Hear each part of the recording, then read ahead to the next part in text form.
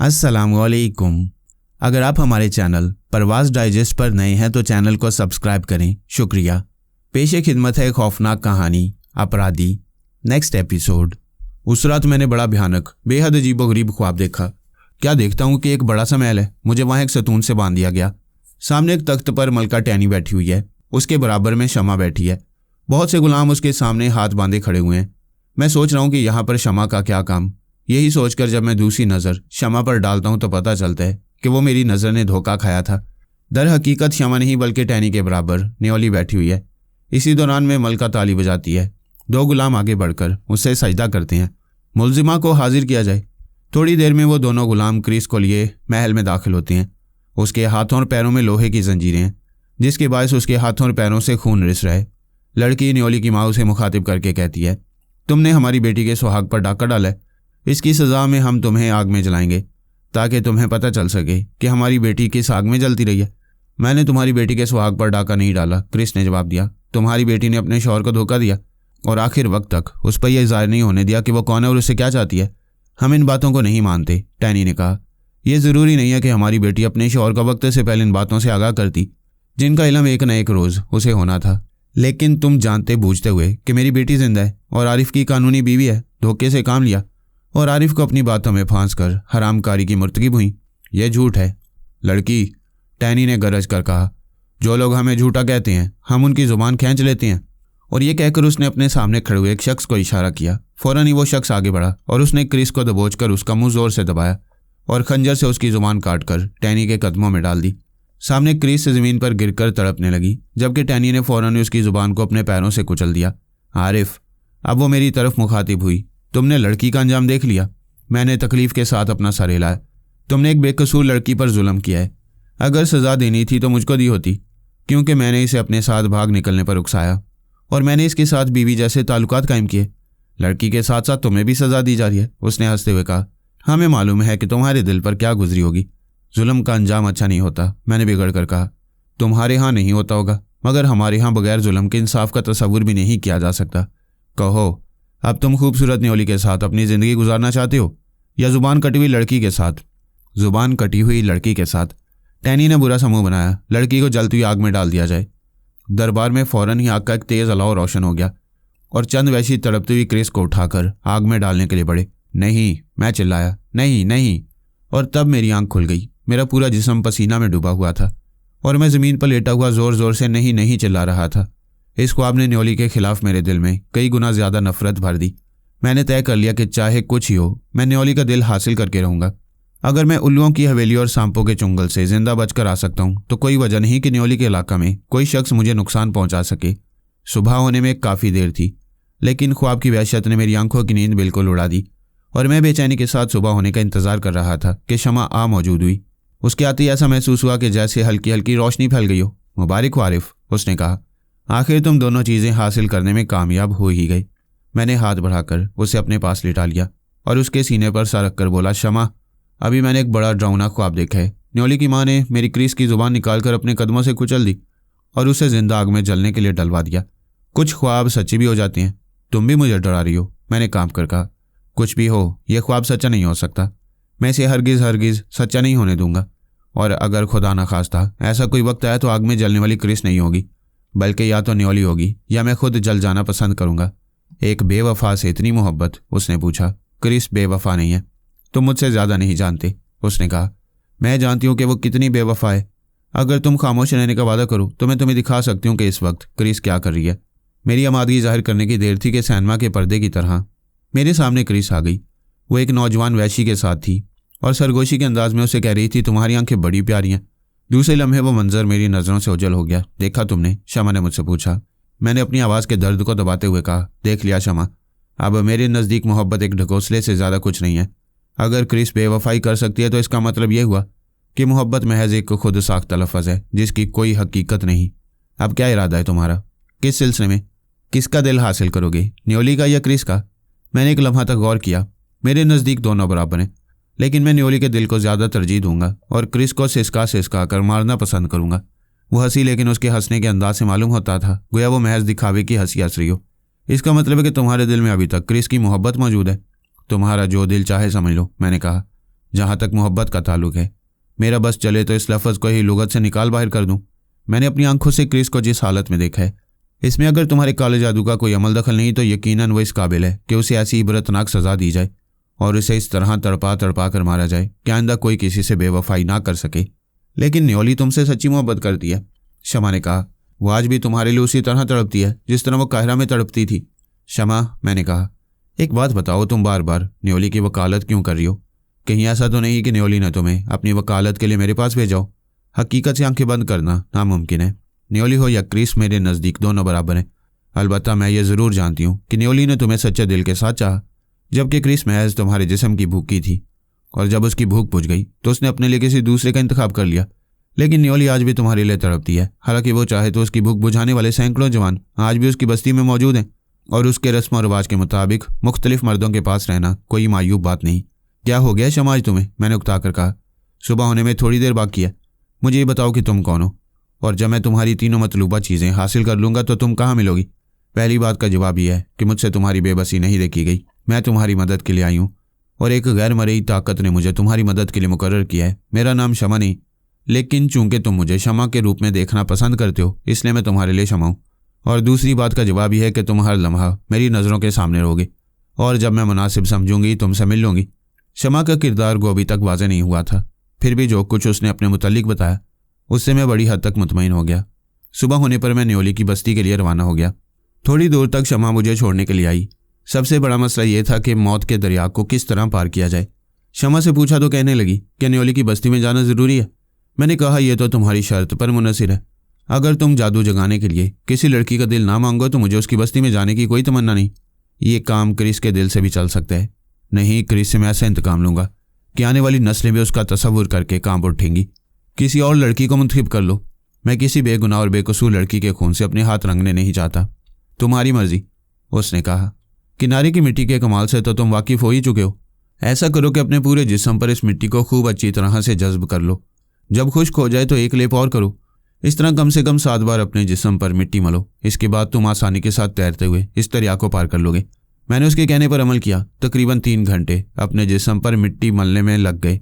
इसके बाद मैंने अपने हाथ में वो अटैची उठाई जिसमें जहाज से कुछ मर्दाने और जनाने कपड़े लेकर आया था, और इसी में उल्लू की आंखें, सांप की कैंचली और सुरख पत्थर भी रखा हुआ था। दरिया में छलांग लगाकर मैं तैरता हुआ दूसरी जानिब निकल गया। महसूस भी नहीं हुआ कि मैं किस कदर खतरनाक मंजिल को अबूर करके आया हूँ। दरिया की दूसरी जानिब पहुंचकर मैंने अटैची से एक तौलिया निकालकर अपने जिस्म की मिट्टी साफ की, एक साफ सुथरा सूट पहना और टहलता हुआ न्योली के मकान की तरफ रवाना हो गया। चंद फरलांग चलने के बाद सामने से 3-4 वैश्य आते हुए नजर आए। उनके हाथों में भाले थे। मैंने चाहा कि दूसरी तरफ घूम जाऊं तो देखा कि दाएं और बाएं जानिब से भी भाले लिए हुए वैश्य चले आ रहे हैं। मैं समझ गया कि अब मुझे घेरे में ले लिया गया है। मैंने दिल ही दिल में तय किया कि जो ही ये वैश्य मेरे नज़दीक आएंगे मैं अपनी अटैची इनमें से किसी एक के चेहरे पर दे मारूंगा और इनके संभलने से पेशतर भाले पर कब्जा करके बाकायदा इनका मुकाबला करूंगा। मगर इसकी नौबत नहीं आई। वैसे आते गए और मेरे कदमों में अपने अपने भाले रखकर मेरे सामने सजदे में गिरते गए। उनकी इस हरकत पर मुझे बेहद हैरत हुई। मैंने एक भाला उठा लिया और आगे बढ़ना शुरू कर दिया। बाकी वैश्यों ने अपने अपने भाले संभाले और मेरे आगे आगे चलना शुरू कर दिया। वो लोग इस तरह रक्स करते हुए आगे आगे चल रहे थे जैसे कोई बहुत बड़ा कारनामा अंजाम देकर आ रहे हों। उनके किसी तौर तरीका से ये मालूम नहीं होता था कि वो किसी किस्म का ख़राब जज्बा अपने दिल में रखते हों, बल्कि इसके बरखिलाफ उनके जिस्म के रुएं रुएं से खुशी फूटी पड़ रही थी। मकान पर न्योली अपनी माँ के साथ मेरे इस्तकबाल के लिए मौजूद थी। उसके हाथों में फूलों का हार था। जो ही मैं वहाँ पहुँचा उसने आगे बढ़कर मेरे गले में हार डाल दिया। इसके बाद उसकी माँ आगे बढ़ी और उसने मुझे अपने सीने से लगा लिया। न्योली तुम्हारे लिए तड़पती रही है, उसने कहा। तुम उसे क्यों छोड़ गए थे? पिछली मरतबा मुझे जिस तरह यहाँ लाया गया था और कैद करके एक कोठरी में बंद किया गया था, इसके मुकाबले में आज का इस्तकबाल मेरे लिए बायसे हैरत था। मेरी समझ में नहीं आ रहा था कि आज आखिर इन लोगों को क्या हो गया। वो लोग जो मेरी जान के दुश्मन थे आज इस तरह मेरा इस्तकबाल क्यों कर रहे हैं? न्योली की माँ ने खुद ही मेरी इस परेशानी को भी दूर कर दिया। हमारा इरादा था कि तुम्हें भीड़ चढ़ाएंगे, लेकिन बाद में अपना ये रवैया बदल देना पड़ा, क्योंकि न्योली तुम्हारे बगैर जिंदा नहीं रह सकती। जब से तुम गए उसने रो रो कर अपना बुरा हाल कर लिया। उठते बैठते इसकी ज़ुबान पर बस तुम्हारा वजीफ़ा रहता है। इसके बाद वो न्योली से मुखातिब हुई, अब खड़ी हो जाओ, टुकर टुकर अपने शौहर का मुँह क्या करियो। इसे अपने साथ अंदर ले जाओ और नहला धुला कर कुछ खाने पीने के लिए दो। बेचारा जाने कहाँ का थका मांदा चला रहे। नई नवेली दुल्हनों की तरह शर्माती ले जाती हुई वो आगे बढ़ी और बड़ी मोहब्बत और बेहद अकीदत के साथ मेरा हाथ थामकर अंदर ले गई। नहा धोकर मैंने लिबास तब्दील किया और नाश्ता करते हुए एक जनाना लिबास निकालकर न्योली को दिया। मुझे तुम्हारा ये लिबास पसंद नहीं। मैंने उसके जिस्म पर बंधे हुए पत्तों की तरफ इशारा करते हुए कहा, ये कपड़े पहन लो। नाश्ते से फारिग हुआ तो वो मेरे दिए हुए कपड़े पहन कर आ चुकी थी और बेहद हसीन बेहद प्यारी मालूम हो रही थी। अब तो मुझे छोड़कर नहीं जाओगे? उसने मेरे कंधे पर अपना सर रखते हुए पूछा। मैंने तुम्हें कभी नहीं छोड़ा था। तुमने मेरे साथ ऐसा सलूक किया कि मुझे अपनी जान बचानी पड़ी। मैं मजबूर थी आरिफ। अम्मी का हुक्म था कि मैं तुम लोगों को गिरफ्तार करके लाऊं, लेकिन मेरी मोहब्बत ज़्यादा अरसे तक छुपी नहीं रह सकी। अम्मी को मालूम हो गया कि तुम मेरी ज़िंदगी बन चुके हो। जिस जश्न में वह तुम्हारी रिहाई का हुक्म सुनाने वाली थी, तुम उसी रोज़ यहाँ से भाग गए। अम्मी को बहुत गुस्सा है। उन्होंने कहा कि वह अपने जादू के जरिए तुम्हें हलाक कर देंगी। उन्होंने तुम्हारा पुतला भी बना लिया था, बस सुइयाँ चुभोना बाकी था। जानते हो वो सुइयाँ चुभोती तो क्या अंजाम होता? तुम जहाँ कहीं भी होते तड़प तड़प कर मर जाते। लेकिन मैंने कहा कि अम्मी, अगर आपने आरिफ को कुछ भी तकलीफ़ पहुँचाई तो मैं भी अपनी जान से खेल जाऊँगी। जब उन्होंने देखा कि मैं बिल्कुल संजीदा हूँ और तुम्हारे बाद मेरा जिंदा रहना मुहाल है, तो उन्होंने तुम्हें मुआफ़ कर दिया। मेरे दिल में उसकी मोहब्बत बेदार होना शुरू हो गई। शमा ने सच कहा था कि न्योली मुझसे सच्ची मोहब्बत करती है। क्रिस का क्या हुआ? अचानक न्योली ने पूछा। उसका नाम मेरे सामने ना लो, मैंने कहा। दरअसल सारे फितने और फसाद की जड़ वही है। अगर वो बीच में ना होती तो मैं तुम्हें हरगिज़ छोड़ कर ना जाता। न्योली की आंखें मुसर्रत से चमक उठी। मैंने सोचा था कि अगर अब भी तुम्हें उससे मोहब्बत होगी तो मैं तुम्हारी मोहब्बत के दरमियान नहीं आऊँगी और एक खादमा की तरह तुम दोनों की खिदमत किया करूँगी। मेरे लिए बात ही बहुत काफ़ी थी कि तुम मेरी नज़रों के सामने रहो। मैं नहीं समझता था कि न्योली इस हद तक मेरी मोहब्बत में डूबी हुई है। काश मैंने शमा की बात मान ली होती और न्योली का दिल निकालने का इरादा करने के बजाय क्रिस का सीना चाक कर दिया होता। उसने किस ढिठाई से मुझे बेवकूफ़ बनाया था। औरत, तेरा नाम वाकई फरेब है। लेकिन दूसरी तरफ न्योली थी जो चाहती तो मुझसे हर तरह का इंतकाम ले सकती थी। अपनी माँ के ज़रिए मुझे तड़पा तड़पा कर मार सकती थी, मगर उसने मेरी सारी गलतियों सारी बेवफाइयों को मुआफ़ कर दिया। एक तरफ ऐसी बुलंदी और दूसरी तरफ ऐसी पस्ती। उस रात न्योली की माँ की तरफ से बड़ा शानदार जश्न मनाया गया। खूब नाच गाने हुए। नाच गानों के दौरान आसमान से अजीबोगरीब मिठाइयों की बारिश भी होती रही। ऐसा मालूम होता था जैसे पूरी बस्ती में ईद आ गई हो। मेरे मरने के बाद न्योली की माँ ने ऐलान किया, इस बस्ती पर मेरा दामाद और बेटी हुकूमत करेंगे और तुम सब लोग उन दोनों की ताबेदारी करोगे। वैश्यों ने सजदे में गिरकर और नारे लगाकर इस बात का यकीन दिलाया कि वो उसकी हुक्म अदूली नहीं करेंगे और जब तक मैं जिंदा रहूं। उसने दोबारा चिल्लाकर मजमा को मुखातिब करके कहा, तुम लोग इन दोनों की उसी तरह ताबेदारी करोगे जिस तरह शहजादों और शहजादियों की ताबेदारी की जाती है। मजमा ने एक बार फिर नारे लगाए और सजदा में गिरकर अपनी रजामंदी का इजहार किया। जश्न काफ़ी रात गए तक जारी रहा। बड़ी मुश्किल से हम दोनों की जान छूटी। रात बातों ही बातों में गुजर गई। सुबह को इस बस्ती में टहलते हुए मैं दूर तक निकल गया। अब मेरी हैसियत वहाँ पर शहजादों जैसी थी। जिधर निकल जाता लोग सजदे में गिर जाते। अजीब सा लुत्फ़, सुरूर और फ़ख्र महसूस हो रहा था वहाँ घूमते हुए। इत्तफाकन एक खेत के किनारे एक ऐसी लड़की नजर आ गई जो गैर मुल्की थी और जो इस बस्ती के रस्म और रिवाज के मुताबिक पूरी बस्ती की बीवी थी। जो शख्स चाहता उसे अपनी बीवी बना सकता था। क्या नाम है तुम्हारा? मैंने उससे पूछा। उसने अपनी बड़ी बड़ी आंखें मेरी तरफ उठाईं। तुम्हें नाम से क्या मतलब? अगर अपनी ख्वाहिश पूरी करना चाहते हो तो खेत की दूसरी तरफ ले चलो। नहीं, मैं उन लोगों में से नहीं हूँ। तुम शहजादे हो यहाँ के? मगर मैं ज़बरदस्ती का शहजादा हूँ, वरना सच तो यह है कि तुम्हारी तरह का एक मामूली आदमी हूँ। अगर तुम ये समझ रही हो कि मैं किसी गंदे ख्याल के बाइस तुम्हारी तरफ मुतवज्जा हुआ हूँ तो ये तुम्हारी गलती है। मुझे जीन कहते हैं, उसने कहा। मैं जर्मनी की रहने वाली हूँ, अजीम हिटलर के देश की। मुझे यकीन है कि एक रोज़ फ्यूरर हिटलर दुनिया को फतह करता हुआ इधर भी आएगा और मुझे इन जंगलियों के चुंगल से निजात दिलाएगा। मैं उसे ये कहते कहते रुक गया कि हिटलर को ख़त्म हुए अरसा हो गया। जर्मनी के भी टुकड़े टुकड़े कर दिए गए। उसके छोटे से दिल में उम्मीद की जो शमा टिमटिमा रही थी, मैंने उसे बुझाना मुनासिब नहीं समझा। तुम कब से यहाँ हो? मैंने पूछा। तकरीबन 10 साल से, उसने कहा। ये लोग मुझे 11 साल की उम्र में पकड़ कर लाए थे और उसी वक्त से मुझे अपनी वहशत और बर्बरियत का निशाना बना रहे हैं। मैंने एक ठंडी सांस भरी। ये लोग जंगली ज़रूर हैं लेकिन दिल के बुरे नहीं हैं। क्यों? वो तो जैसे बिफरी बैठी थी फट पड़ी। कैसी बातें करते हो, बड़े जालिम हैं ये लोग। मैं इनकी एक एक बात से वाकिफ़ हूँ। अपने जादू के ज़ोर से ये जिसे चाहें काबू में कर लें। ऐसी बुरी रस्में हैं कि तौबा ही भली। अब तुम अपने आप को ही ले लो, तुम्हें शहजादा बना दिया गया। तुम दिल ही दिल में खुश हो रहे हो कि बड़ा ओहदा मिल गया तुम्हें। अब हुकूमत है तुम्हारी। मगर मैंने तुम जैसे कई शहजादों को, वो कहते कहते खामोश हो गई। कहो कहो, खामोश क्यों हो गई? छोड़े इन बातों को। ये लोग बहुत अच्छे हैं, तुम भी बहुत अच्छे हो, शहजादे हो। सारी बस्ती तुम्हें सजदा करती है, तुम्हारा अदब करती है। जीन, मैंने खुश आमदाना लहजे में कहा। मुझे बताओ कि क्या यहाँ मुझसे भी पहले किसी को शहजादा बनाया जा चुका है? एक नहीं, कम से कम 3 शहजादों को मैं अपनी आंखों से देख चुकी हूँ। न्योली उनके साथ दादियाश देती थी। उसकी जादूगरनी माँ उन्हें यकीन दिलाती थी कि बस बस्ती के होने वाले बादशाह हैं।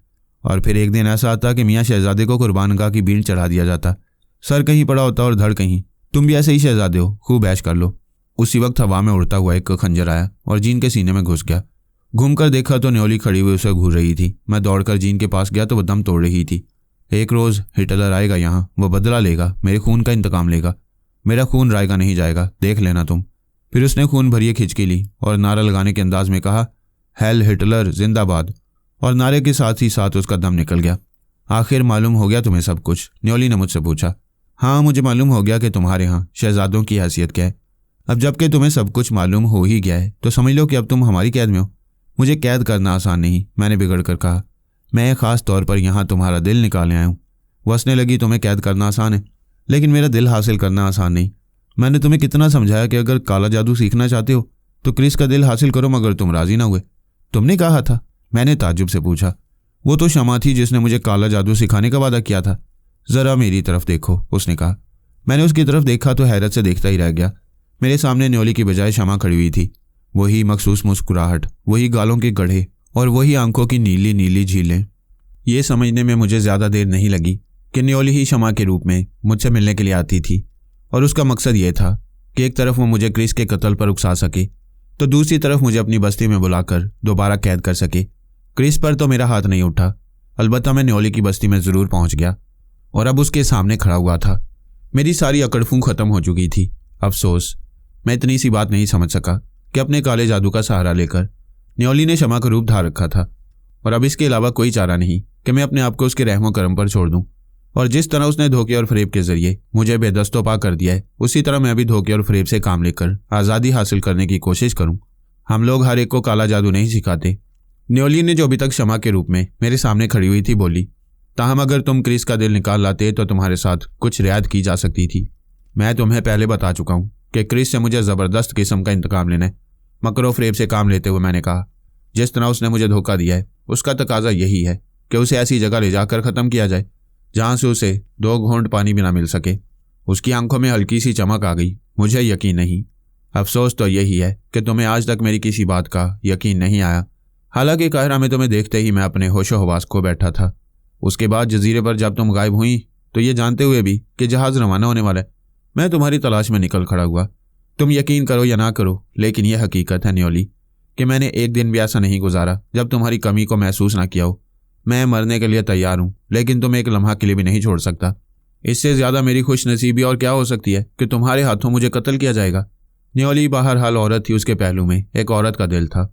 दुनिया की हर औरत की तरह वो भी चाहती थी कि उसे चाहा जाए और उसकी खूबसूरती की तारीफ की जाए, लेकिन साथ ही साथ वो एक जादूगरनी की बेटी भी थी जिसे साल के साल अपना जादू जगाने के लिए आदमियों की ज़रूरत पड़ती थी। एक तरफ तो वो मेरी बातों से मुतासिर हुई और दूसरी तरफ उसने ये भी जाहिर कर दिया कि मैं उसकी कैद में हूँ और उस वक्त तक कैद में रहूँगा जब तक कुर्बानी वाला दिन नहीं आ जाता। कुर्बानी के बाद मैं कैद से भी आज़ाद हो जाऊँगा। अम्मा ने तुम्हारे पहरे के लिए ऐसे मुवक्किल मुकर्रर कर दिए जो तुम्हें हमारी बस्ती के बाहर नहीं जाने देंगे, उसने मुस्कुराते हुए कहा। बज़ाहिर तुम बिल्कुल आज़ाद हो, जहाँ आना जाना चाहो आ जा सकते हो, लेकिन बस्ती से बाहर निकलने का इरादा करते ही तुम बिल्कुल अंधे हो जाओगे। अगर मेरी बात का यकीन ना हो तो तुम जब जी चाहे इसे आजमा लेना। 2 सेकंड तक वो मेरे चेहरे के तासुर का जायजा लेती रही, फिर बड़े नाज के साथ इठलाती हुई बोली, मैं अपने कमरे में तुम्हारा इंतजार करूंगी। उसके जाने के बाद मैं जीन की लाश के पास गया। खंजर अभी तक उसके सीने में पैवस्त था। जीन, मैंने उसकी लाश को मुखातिब करते हुए कहा, मैं भी तुम्हारी तरह बेबस और लाचार हूँ, लेकिन अगर कभी मौका मिला तो तुम्हारी मौत का इंतकाम लिए बगैर नहीं मानूंगा। लाश पर झुककर मैंने उसके सीने से खंजर बाहर खींच लिया और यह तहिया करके मौत के दरिया की तरफ रवाना हो गया कि अगर रास्ते में किसी वैश्य या न्योली की माँ के किसी मौक्किल ने मेरा रास्ता रोकने की कोशिश की तो मैं इस खंजर की मदद से मुकाबला करूंगा और इस बात को तरजीह दूंगा कि गीदड़ की मौत मरने की बजाय मुझे शेर की मौत का सामना करना पड़े। रास्ता साफ था, लेकिन अकल पर कुछ ऐसे पत्थर पड़े कि सही सिमत का अंदाज़ा ही न हो सका। घूम फिरकर बार बार न्योली के महल तक आ पहुंचा। मुसलसल कई घंटों की फरार की कोशिश के बायस मैं थक चुका था। अब इतनी हिम्मत नहीं थी कि मैं एक बार फिर फरार होने की कोशिश करूं। चुनाचे खामोशी के साथ हवेली के अंदर चला गया। न्योली मुस्कुराते हुए मेरे पास आ गई। गए नहीं? उसने पूछा। तुम्हें छोड़कर कहाँ जा सकता हूँ? वो खेल खिलाकर हंस पड़ी। बातें बनाना तो कोई तुमसे सीखे। जीन की लाश से निकाला हुआ खंजर मेरे पास था। मैंने बहुत खामोशी से उसके दस्ते पर हाथ रखा और पूरी कुव्वत से न्योली पर टूट पड़ा, मगर अचानक मेरा सर भिन्न आ गया और हाथ में ऐसा ज़बरदस्त झटका लगा कि हड्डी टूटते टूटते बची। न्योली अपनी जगह खड़ी हुई मुस्कुरा रही थी, जबकि मैं पत्थर की एक ऐसी दीवार से टकरा गया था जो नज़रों से ओझल थी। तुम अपनी हरकतों से बाज नहीं आओगे? उसने कहा। मैं तुमसे पहले ही कह चुकी हूँ कि मेरी माँ ने तुम्हें मौक्किलों के हवाले कर दिया है। मैंने अपना हाथ दबाते हुए एक हारे हुए जवारी की तरह अपना सर हिला दिया। क्या अब मैं क्रिस को कभी नहीं देख सकूंगा? तुम्हें तो उससे नफरत है। मेरी आंखों में आंसू आ गए। नहीं, मैं उससे नफरत नहीं कर सकता। वह वफा की देवी है, तुम्हारी तरह जालिम नहीं। तुम्हारी यह ख्वाहिश भी जल्द पूरी कर दी जाएगी, न्योली ने कहा। उस रात मुझे देर तक नींद नहीं आई। अपनी अजीबोगरीब कैद से ज्यादा मुझे सबसे ज्यादा फिक्र क्रिस की जानिब से थी। न्योली ने अपने तौर पर मुझे उसकी तरफ से बदगुमान कर दिया था और अपनी इस कोशिश में वो किसी हद तक कामयाब हो गई थी। लेकिन अब मेरा दिल क्रिस की तरफ से साफ हो चुका था। बमुश्किल तमाम आधी रात गुजरने के बाद नींद आई तो मैंने अपनी अम्मी को ख्वाब में देखा। उन्हें बड़े बड़े सींगों और एक आंख वाले दीवों के मजमा ने अपने घेरे में ले रखा था। वो सर से पांव तक लरज रही थी और घबरा घबरा कर कभी मेरे अब्बा को और कभी मुझे आवाज़ें दे रही थी, लेकिन कोई नहीं था जो उनकी मदद के लिए पहुंच सके। देव अपने बड़े बड़े दांत निकालकर उनकी बदहवासी पर हंस रहे थे। अम्मी की हालत देखकर वहशत के बायस मेरी आंख खुल गई। सच्ची बात तो यह है कि यहाँ के चक्रों में फंसकर मैंने अपने घर वालों को बिल्कुल ही भुला दिया था। बाकी रात मुझे नींद नहीं आई। कभी अम्मी नज़रों के सामने आ खड़ी होती और कभी छोटी बहन। अम्मी मुझे देखते ही चीखती, आरिफ मुझे उन बलाओं से निजात दिलाओ। छोटी बहन कहती, भैया तुम घर कब आओगे? देखो मैंने अपने हाथों में मेहंदी रचाना छोड़ दी है। सुबह के वक्त तो नाकाबिले बर्दाश्त हद तक नौबत पहुंच गई। अम्मी बलाओं में गिरफ्तार खड़ी हुई थी। खौफनाक किस्म के चेहरों वाली चुड़ैलों ने उन्हें अपने घेरे में ले रखा था। हर चुड़ैल के हाथ में खंजर था जिससे अम्मी के मुकद्दस जिस्म को तकलीफ पहुंचाई जा रही थी। अम्मी के जिस्म के एक हिस्से से खून रवां था और मुंह से भयानक चीखें निकल रही थी। अचानक उनकी चीखें रुक गईं। उनके होंठों पर मुस्कुराहट रक्स करने लगी। फिर उन्होंने किरत के साथ आयतल कुर्सी की तलावत करना शुरू कर दी। चुड़ैलों के हाथों से खंजर छूटकर गिर गए। वो उल्टे कदमों पीछे की जानिब वापस हुई। अम्मी ने आयतल कुर्सी पढ़ते हुए उनका पीछा किया। देखते ही देखते तमाम चुड़ैलें गायब हो गईं। अब अम्मी एक इंतहाई पुरफिजा मुकाम पर खड़ी हुई थी। उनके चेहरे पर रौनक थी और होंठों से भी। अब आहिस्ता आहिस्ता आयतल कुर्सी के विर्द की आवाज़ आ रही थी। अब इसे ख्वाब कह लीजिए कि बशारत। घर से दूर मेरी अम्मी की बेचैन और मुस्तरिब रूह ने मेरी रहनुमाई की। मुझे बताया कि अगर मैं जादू की इस बस्ती से निकलना चाहूँ और यहाँ की वैश्यों से छुटकारा हासिल करने का इरादा करूँ तो आयतल कुर्सी का विर्द करके उनके सारे नापाक अज़ाइम को खाक में मिला सकता हूँ। बिस्तर से उठकर पहला काम मैंने ये किया कि न्योली के पास उसके कमरे में पहुँच गया। आहिस्ता आहिस्ता आयतल कुर्सी की तलावत करता हुआ उसके बिस्तर के पास पहुँचा। वो गहरी नींद के मज़े ले रही थी। मैंने अपना एक हाथ बढ़ाया और उसके बाल पकड़कर एक झटके से उसे उठाकर बिठा दिया। तकलीफ के बायस उसकी आंखों में आंसू आ गए। होश में आते उसने मेरी गिरफ्त से बच निकलने की कोशिश की। साथ ही साथ उसके मुंह से एक भयानक किस्म की चीख भी निकली, मगर मैंने दूसरा हाथ उसके मुंह पर रखकर उसकी चीख को दबा दिया। कहाँ है तुम्हारी अम्मा के मौक्कल? मैंने उसके मुंह में कपड़ा ठूंसते हुए कहा। अब क्रिस अपने हाथों से तुम्हारा सीना चाक करेगी, मैंने उससे कहा, और तुम्हारा दिल निकालकर अपने पैरों तले रौंदेगी। आज कोई मुझे रोकने वाला नहीं था। न्योली मेरे कंधे पर लदी हुई थी। महल के सारे लोग सो रहे थे। मैं बहुत इत्मीनान से विर्द करता हुआ बाहर निकलता चला गया। मौत का दरिया तकरीबन आध घंटे के सफ़र के बाद मेरे सामने आ गया। थोड़ी देर तक मैं ये सोचता रहा कि इस दरिया को किस तरह पार किया जाए। अभी कोई तरकीब सोच ही रहा था कि सरदार की बात याद आई। उसने कहा था कि न्योली की माँ ने अपने काले जादू के जोर से अच्छे भले दरिया को जहरीला बनाया है।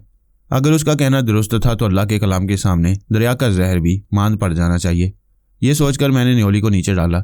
वो अभी तक मेरे कंधों पर गठरी बनी हुई थी। इत्मीनान के साथ विर्द करता हुआ दरिया के किनारे पर पहुंचा और उसके बहते हुए पानी में अपना हाथ डाल दिया।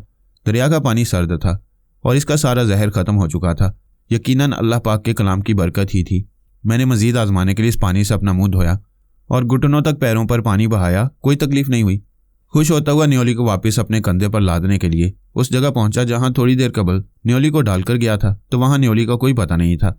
गालिबन मेरी गैर मौजूदगी का फ़ायदा उठाते हुए उसकी माँ के मौक्किल उसे वहां से उठा ले गए थे। न्योली, मैंने हवा में घुंसा लहराते हुए कहा, मैं तुम और तुम्हारी माँ से बदला लेने के लिए एक बार फिर यहाँ आऊँगा। हम लोग औरतों पर हाथ नहीं उठाते, लेकिन ऐसी डायन औरतें जो इंसानी जानों से खेलें हमारे हाथों से हरगिज़ नहीं बच सकती। मैंने आयतल कुर्सी का विर्द करके अपने पूरे जिस्म पर दम किया और ज़ेरे लब से पड़ता हुआ दरिया में कूद गया। बहुत आसानी के साथ तैरता हुआ दरिया के दूसरे किनारे पर पहुंच गया। अभी पिछली बातों को याद ही कर रहा था कि सामने से एक साया आता हुआ दिखाई दिया। मैं जल्दी से एक छोटे टीले की आड़ में हो गया। चंद ही लम्हों में वो साया वाज़े होता चला गया। खुशी के बायस मेरा दिल ज़ोर ज़ोर से धड़कने लगा, क्योंकि वो साया कोई और नहीं था बल्कि क्रिस थी जो दरिया की जानिब चली आ रही थी। मैं खामोशी के साथ क्रिस की हरकतों सकनात का जायजा लेने लगा। दरिया के पास पहुंचकर क्रिस अचानक उस रेत पर लेट गई। उसने 2-3 करवटें ली और देखते ही देखते उसकी शक्ल और सूरत बिल्कुल तब्दील हो गई। वो एक बूढ़ी औरत मालूम हो रही थी। फिर इस बूढ़ी औरत ने रेत पर चंद कलाबाजियां खाईं और एक को खूंखार बिल्ली बन गई। मैं इससे ज़्यादा कुछ नहीं देख सका। क्रिस के मुतल्लिक तो मैंने सोचा भी ना था कि वो भी काले जादू से वाकिफ़ होगी, ये मंजर ऐसा था जिसने मेरे दिमाग को बिल्कुल माफ कर दिया और मैं इस मंजर की ताब ना लाकर बेहोश हो गया। होश में आया तो सरदार के यहाँ पड़ा हुआ था। क्रिस भी मेरे सराहने मौजूद थी, लेकिन उसकी तरफ देखते हुए मुझे बेहद खौफ महसूस हो रहा था। सरदार ने खुश होते हुए मुझे बताया, हम सब तुम्हारे अचानक गायब हो जाने पर खौफजदा थे। मेरे जासूसों ने बताया था कि तुम्हें दुश्मन की बस्ती में देखा गया है। अगर 2-1 दिन तक तुम वहां से वापस ना आते तो हम लोग मजबूर होकर उस बस्ती पर हमला कर देते, चाहे हमें शिकस्ती का सामना क्यों ना करना पड़ता। मैंने मध्यम आवाज में उसका शुक्रिया अदा किया और आंखें बंद कर ली। तुम्हारी बीवी तो तुम्हारे बगैर मरने के करीब हो गई थी, सरदार ने कहा। इतनी मोहब्बत करने वाली बीवी मैंने आज तक किसी की नहीं देखी। गहरी ठंडी सांस भरकर मैंने क्रिस को कनखियों से देखा। उसकी दोनों आंखें आंसुओं से भरी हुई थी और मालूम होता था कि अभी चंद लम्हों में सावन भादों की झड़ी लग जाएगी तुम्हारी गैर मौजूदगी में, सरदार ने कहा। हम ये सोचकर कि ये थोड़ी ही देर के लिए तुम्हें भूल जाएगी और किसी दूसरे काम में इसका ध्यान बढ़ जाएगा, इसे थोड़ा सा जादू भी सिखा दिया। थोड़े ही दिन में इसने ये कमाल हासिल कर लिया कि ज़मीन पर उलट पलट कर मुख्तलिफ सूरतों में अपने आप को तब्दील कर सकती है।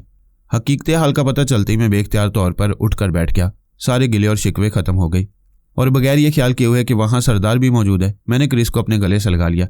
खुशी के बायस उसकी हिचकियाँ निकल गईं और मेरा सारा सीना उसके आंसुओं से भर गया। सरदार ने यही मुनासिब समझा कि वो वहाँ से खिसक जाए। मुझे माफ़ कर दो क्रिस, मुझे माफ़ कर दो, मैंने कहा। कैसी बातें कर रहे हो, उसने मेरे बालों से खेलते हुए कहा। मुझे तो बस ये बताओ कि इतने दिन तुमने कैसे गुजारे? जालिमों ने तुम्हारे साथ जुल्म तो नहीं किया? देखो तो तुम कितने कमज़ोर हो गए हो। मैंने उसका सर अपने घुटनों पर रख लिया। वो बड़ी तवज्जो और लगन के साथ मेरी कहानी सुनती रही। मैंने ज़ेरेला बायतल कुर्सी पढ़ते हुए उसका हाथ पकड़ लिया और सर के इशारे से कहा कि वह अपनी सूरत बदल कर बताए। उसने 2-3 करवटें ली लेकिन अपनी सूरत में कोई तब्दीली ना कर सकी। क्यों भाई, कहाँ गया तुम्हारा जादू? मैंने उससे पूछा।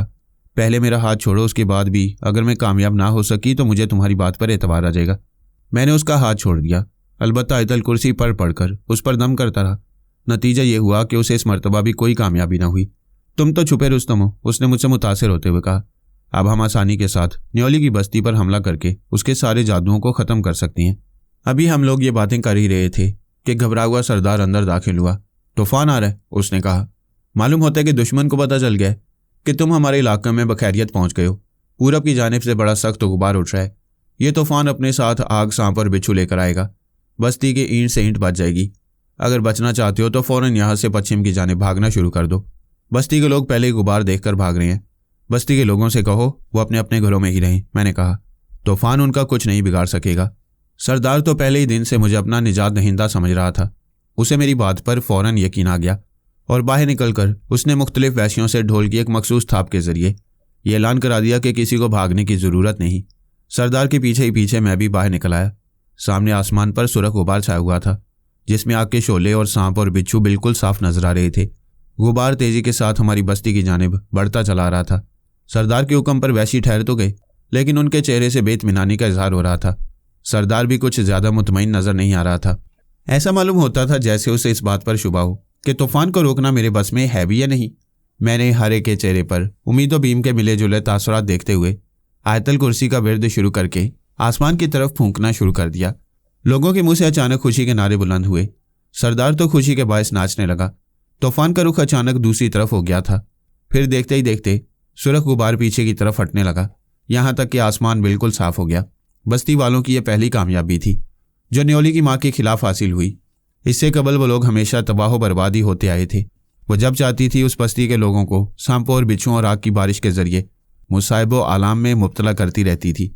इस पहली कामयाबी पर जितना जश्न ना मनाया जाता कम था। पूरी बस्ती में चरागां किया गया, नाच गाने हुए, मुझे और क्रिस को हारों से ला दिया गया और खातिर तवाज़ु में कोई कसर बाकी न रखी गई। पूरी बस्ती का अब यही नारा था कि दुश्मन को जितनी जल्दी हो सके कुचलो। एक एक फर्द जोशो खरोश के बायस दीवाना हो रहा था और देखा जाए तो उन लोगों की दीवानगी हक बजानिब थी। जिंदगी में पहली बार इन लोगों को मौका मिला था कि वो ईंट का जवाब पत्थर से दें। रात गए, जश्न से फुर्सत मिली। बस्ती वाले तुले बैठे थे कि पूरी रात यूं ही गुजार देंगे, ना खुद सोएंगे ना हम लोगों को सोने देंगे। मगर सरदार ने उनका मना किया और मेरे मुतल्लिक बताया कि उन्होंने बहुत दूर का सफ़र तय किया है और उनके लिए आराम करना ज़रूरी है। अगर उन्होंने आराम ना किया तो डर है कि ये बीमार ना पड़ जाएं। बस्ती वाले तो सारी रात जश्न मनाते रहे, मगर हम दोनों सरदार की ईमा पर आराम करने के लिए चले गए। क्रिस मुझसे बहुत ज़्यादा मुतासिर थी। खलवत में पहुंचते उसने पहला सवाल मुझसे यही किया कि तुम्हारी अम्मी ने ख्वाब में तुम्हें पढ़ने के लिए जो दुआ बताई थी वो उन्होंने किस जादूगर से सीखी? किसी जादूगर से नहीं, मैंने उन्हें बताया। ये दुआ हमारी मजहबी किताब में मौजूद है और हमारे यहाँ की बच्चे बच्चे को मुँह ज़ुबानी याद है। हमारा अकीदा यह है कि इस किताब का एक एक लफ्ज़ और एक एक नुक्ता अल्लाह के कलाम पर मुश्तमिल है। किसी इंसान की मजाल नहीं कि इसमें ज़ेर ज़बर की भी तहरीफ कर सके, क्योंकि इसकी हिफाजत का ज़िम्मा अल्लाह ताला ने खुद फरमाया है। लेकिन ये कैसे यकीन किया जा सकता है कि इसमें कोई तब्दीली नहीं की गई? 1300 साल से लोग इसे हिफज करते आ रहे हैं। अगर कोई शख्स ज़रा भी रद्द-बदल करे तो फ़ौरन पता चल जाएगा। ये मेरा ख्याल नहीं बल्कि तमाम दुनिया ये तस्लीम करती है कि कुरान पाक में तब्दीली करना नामुमकिन है। कुरान पाक, हमारी मजहबी किताब को कुरान पाक कहते हैं। इसमें मुसलमानों को सही तौर पर ज़िंदगी गुजारने के तरीके बताए गए हैं। हलाल और हराम की तशरीह की गई है। ये बताया गया है कि इंसान की तख्लीक का क्या मकसद है। क्रिस के लिए ये सारी बातें बिल्कुल नहीं थी। वो हैरत से मेरी बातें सुन रही थी और गालिबन ये कोशिश भी कर रही थी कि हर बात को खूब अच्छी तरह से ज़हन नशीन कर ले। ईसा अलैहिस्सलाम के बारे में तुम्हारा मज़हब क्या कहता है? उसने अचानक पूछा। हमारे अकीदे के मुताबिक हज़रत ईसा अलैहिस्सलाम अल्लाह के भेजे हुए नबी थे। अल्लाह ताला ने अपनी कुदरत से उन्हें यह ताकत अता फरमाई थी कि वो लाइलाज मरीज़ों को ठीक कर दें और मुर्दों को ज़िंदा कर दें। हम लोग उनकी इज़्ज़त करते हैं और हमारे उलमा का कहना है कि अगर कोई शख्स हज़रत ईसा अलैहिस्सलाम की शान में गुस्ताखी करे या उन्हें अल्लाह का नबी ना माने तो वह दायरा इस्लाम से खारिज हो जाता है। डैड कहते थे कि वो खुदा के बेटे हैं। क्रिस ने कहा, अगर खुदा के बेटे नहीं तो बताओ कि वो बगैर बाप के कैसे पैदा हुए? ये तो तुम तस्लीम करोगी कि खुदा हर चीज़ पर कादिर है। वो जो चाहे सो कर सकता है। उसका कोई शरीक नहीं, कोई वजीर नहीं, कोई सलाहकार नहीं। क्या जो अल्लाह अपनी कुदरत कामला से बगैर माँ के हज़रत आदम अलैहिस्सलाम को पैदा कर सकता है, क्या वो हज़रत ईसा अलैहिस्सलाम को बगैर बाप के पैदा नहीं कर सकता? क्यों नहीं पैदा कर सकता? मगर, उसने फ़ौरन कहा, मगर। उसने जल्दी से अपने सीने पर सलीब का निशान बनाया। मुझे डर है कि कहीं मैं कुफर तो नहीं बक गई। नहीं, तुमने कुफर नहीं बका। अकल का तकाजा भी यही है कि हम हकीकत को तस्लीम करें। ये मान लें कि अल्लाह एक है, वो बेनियाज है। ना उसको किसी ने जना है, ना उसने किसी को जना। बस वो वाहिद और अपनी हर सिफ्त में यकता है। जब हम ये मान लेते हैं कि वो कादिर मुतलिक है तो ये मानने में कोई शुबा नहीं होना चाहिए कि वो बगैर बाप के बच्चे भी पैदा कर सकता है। अगर हम ये नहीं मानते तो गोया अल्लाह की कुदरत पर शुबा करते हैं, और शुबे का मतलब ये हुआ कि हमारे ईमान नाकिस है। हमारे मज़हब में ऐसे लोगों को जो अल्लाह की कुदरत कामला पर ज़रा भी शुबा करें काफिर समझा जाता है। वो थोड़ी देर तक कुछ गौर करती रही। तुम्हारी बात कुछ समझ में आती है, लेकिन मैं अच्छी तरह गौर किए बगैर कोई फ़ैसला करना नहीं चाहती। मुझे तुम वो दुआ याद कराओ जिसकी बरकत से तुम बड़े से बड़े जादूगर का मुकाबला कर सकते हो। मुझे अफसोस है क्रिस, अल्लाह का कलाम पढ़ने की उन्हीं लोगों को इजाज़त है जो बिल्कुल पाक साफ हों। अगर तुमने ये दुआ याद कर ली तब भी इसका वो असर शायद ना हो जो एक मुसलमान की ज़ुबान से होता है। मैं बिल्कुल पाक साफ हूँ, आज ही मैंने गुस्ल किया है। उसने कहा, ये तुम कैसे कह सकते हो कि मैं पाक नहीं हूँ? मैं तुम्हें नापाक नहीं कह रहा, लेकिन हमारे यहाँ पाकी का तसव्वुर ये है कि जिस्म के साथ साथ दिल भी पाक होना चाहिए, और दिल उसी वक्त पाक हो सकता है जब हमें अल्लाह की कुदरत कामला पर पूरा यकीन हो जाए। उसने अपना सर मेरे सीने पर रख दिया। अगर मैं तुम्हारी बात ना मानूँ तो ना मानो। हमारा मज़हब किसी को ज़बरदस्ती अपनी तरफ रागिब नहीं करता। लेकिन मुआफ़ करना आरिफ, डैड कहा करते थे कि तुम्हारा मज़हब तलवार के ज़रिए फैलाया गया है, जबकि तुम कहते हो कि दीन के मामले में कोई ज़ोर ज़बरदस्ती नहीं, तलवार और ताकत के बलबूते पर कोई बात नहीं मनवाई जा सकती। अगर थोड़ी देर के लिए डरा धमका कर कुछ तस्लीम करा भी लिया जाए तो इसके बायस नफ़रत और गम गुस्से में इजाफा हो जाता है। ऐसा नहीं होता कि डराने धमकाने वालों से मोहब्बत और अकीदत का इजहार किया जाए और उनकी खातिर अपनी जानो माल तक को बाजी पर लगा दिया जाए।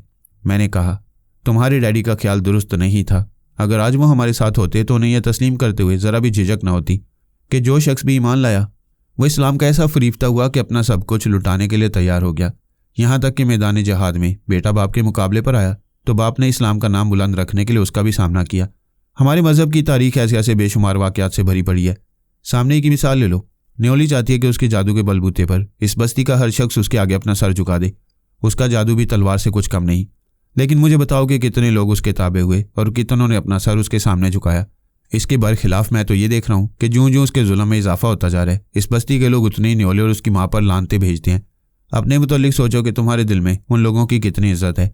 वो लोग तुम्हें अपनी बस्ती में कैदी बनाकर ले गए थे तो क्या तुम्हारे दिल में उनकी मोहब्बत पैदा हो गई थी? तुम वहाँ से फरार नहीं होना चाहती थी? जादू की तलवार तो उन लोगों के पास थी, मैं तो बिल्कुल निहत्था और कमज़ोर था। फिर तुम मेरे साथ क्यों भाग गई? मेरे पास तो कोई तलवार नहीं थी। बस पड़ी तुम्हें तो अपने मज़हब का पादरी होना चाहिए। अगर मैं अपने मज़हब का पादरी होता, जिसे हमारे यहाँ मौलवी कहते हैं, तो तुम्हें बहुत सी अच्छी और ठोस किस्म की बातें बता सकता था। हकीकत यह है कि मैं मौलवियों की जूतों की नाक के बराबर भी नहीं। मैंने तो तुम्हें सिर्फ छोटी छोटी बातें बताई हैं जो सोते वक्त मेरी अम्मी मुझे बचपन में बताया करती थी। कैसी हैं तुम्हारी अम्मी? तुमसे तो बड़ा प्यार करती होंगी। बड़ी प्यारी हैं, लाहौर में रहती हैं। उनकी दुआओं ने मुझे जंग के मैदान में दुश्मनों से बचाया है। अभी वो मेरे लिए दुआएं मांगती होंगी। और शायद उन्हीं की दुआओं का असर है कि न्योली की भरपूर दुश्मनी के बायस मैं बार बार उसके चुंगल से बिल्कुल साफ बच निकलता हूँ।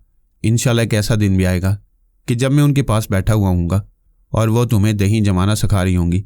उसके गालों पर सुर्खी फैल गई। तुम अपने अम्मी के पास भी ले चलोगे मुझे? मैंने कहा, तुम मेरे जिस्म का एक लाजमी जुज़ बन चुकी हो क्रिस। मैं ये सोच भी नहीं सकता कि कभी तुमसे अलहदा भी हो सकता हूँ। अब तो जहाँ मैं जाऊँगा वहीं तुम भी जाओगी, चलोगी ना? इस बात में अपना सर हिलाकर उसने अपने आप को मेरे हवाले कर दिया। हम दोनों थोड़ी देर के लिए दुनिया और माफिया को फरामोश करके एक दूसरे में खोकर रह गए।